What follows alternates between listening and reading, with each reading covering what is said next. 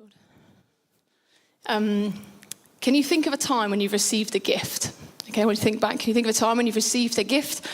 What do you do when someone gives you something? What's the response? So let's start, lower down the scale. Imagine someone gives you like £5. What's your response? What will you do or say with that? But then what if we escalate that? What if someone gives you £100? What's your response? What do you do? Is it different from when you received £5? Or what about if we go to £10,000 or even £1 million? I mean, if you know that person, I'd love to meet them. But what if they give you £1 million? What's your response? What do you do? What do you say? Is it the same as when you received £100 or £5? Is it different? Does it change? What if they give you a house or a car or meet some other need that you have and they meet that for you? What do you say? What do you do? Maybe what do you say to the person or do for the person or do with the gift that they have given you? Hopefully lots of us are at least thinking that we'd say thanks. That would be a good starting point, wouldn't it? You might do that with words. You might write a card. I wonder when you start thinking about sharing the gift, would you share your £5 or would you share your £1 million? Does that make a difference? Maybe you'd give something back to the giver as a way of saying thank you for the gift. Maybe you end up in this endless cycle of gift giving to say thanks for gifts. Anyway, we're going to think some more this morning about our response to receiving good gifts. And Joy read at a very helpful pace, Deuteronomy 26, the beginning of that for us this morning. So a quick bit of context for that. You might know this, so sorry if you do, but just helpful to have context, I think. Deuteronomy, 5th book of the Bible, started in Genesis, made our way to Deuteronomy. And before we get to Deuteronomy, we read in those earlier books kind of this narrative of the Israelites' journey, right? So they're in Egypt, they're in slavery. We read about how they suffered, how they were mistreated there.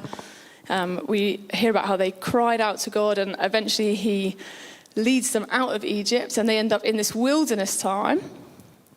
And right back in Genesis, we see God promising Abraham that his descendants will inherit this promised land. They will receive the promised land. But actually, they don't go straight from slavery in Egypt to the promised land. This wilderness thing isn't just like a quick wander through. This is 40 years, right, of traveling through. And as we read in Deuteronomy this morning, they're still not there. We still haven't made it to the promised land. And during that time of wilderness, we read lots of challenges, lots of grumbling. If you read the story, lots of that going on. But we also read of how God was guiding his people in that time, how he was protecting his people in that time, how he provided for his people in that time. And you should just go and read it. There's so many stories in that. I can't go into all those today, that's not my point. But that's the context. People who've travelled from slavery, heading for the promised land. It's been pretty tough. God's been good and faithful, but it's been tough. They're not there yet. And Moses says in verse 1 of our passage, when you have entered the land the Lord your God is giving you. That's strong, isn't it? They're not there yet. When you have entered, completely confident that although they had not received that promise yet, it was a case of when you have entered, not if you enter. That promise of God will come to fruition because it is God who made the promise, and he is the faithful one. He is the giver of good gifts. And so in those verses that Joy just read for us, Moses reminds the people of their own story. Did you hear that? He was reminding them of some of the things I've just pulled out for you. Reminding them that their story is a story of God's faithfulness, his provision, his rescue. And here in this passage then, he tells them how they should respond when they enter that land. My mouth is really dry, so I'm just going to get a drink. But I'm fine, in case you were worried. You don't want to hear my mouth clicking into the microphone, so.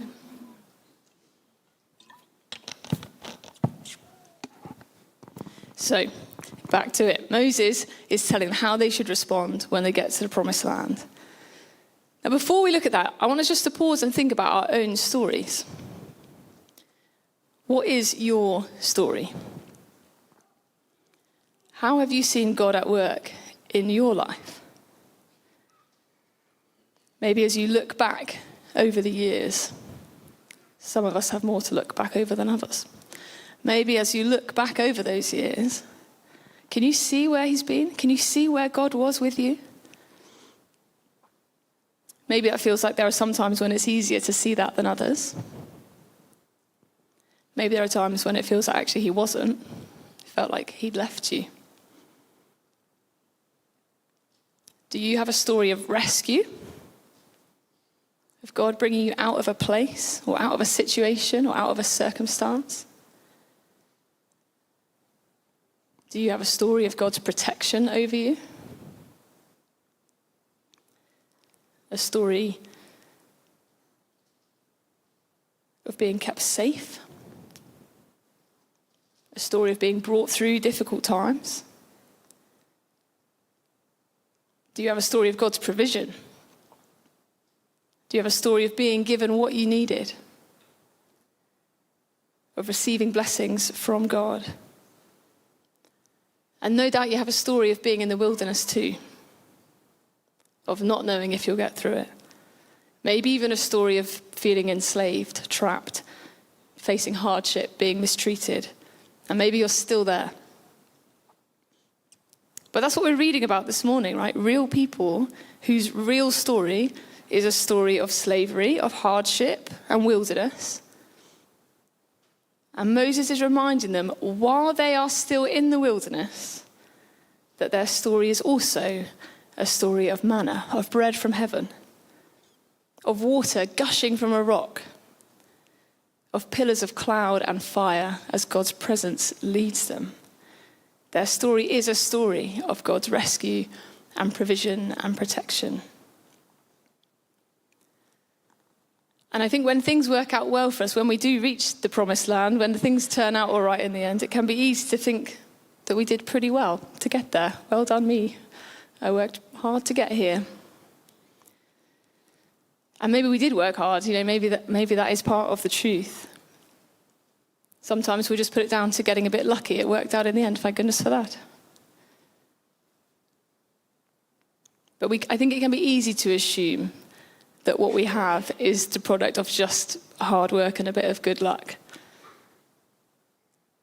And not see it as a gift from God. That's what it is, isn't it? God is the giver of every good gift. So what is your story? What has God done for you? That might be something you want to think about more this afternoon, this week. Maybe you'll see your own parallels in the story of the Israelites.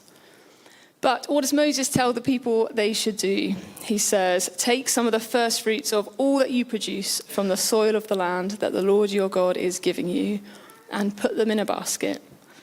And then later it says, place the basket before the Lord your God and bow down before him. He tells them to bring some of their first fruits, the first produce to be harvested. I'm just going to gloss over that because lots of you actually are farmers and you have a lot better understanding of what we're talking about. So I'm just going to gloss over the concept that you're giving the best, the first. That's enough farming from me. But we're giving it as an expression of gratitude. Giving it to God for all the good things he has done, all the good gifts that he has given us first. Because God gives abundantly to them, they will give back to him as an expression of thankfulness. And that first fruits thing being significant, right? We don't take what we need and then give God what's left over. We give him the best, the first. We give the right gift to give and trust him to provide the rest of the harvest. So what does that mean for us? What does that look like to give your first fruits? Already alluded to the fact that I'm not a farmer. I did not bring any courgettes with me this morning, and there's a reason for that. Mine were smaller than Carol's. So I think two parts to our response, okay? I think firstly, we have to notice God's goodness. We have to be aware of it so that our hearts are filled with thankfulness. And that can feel hard in the wilderness.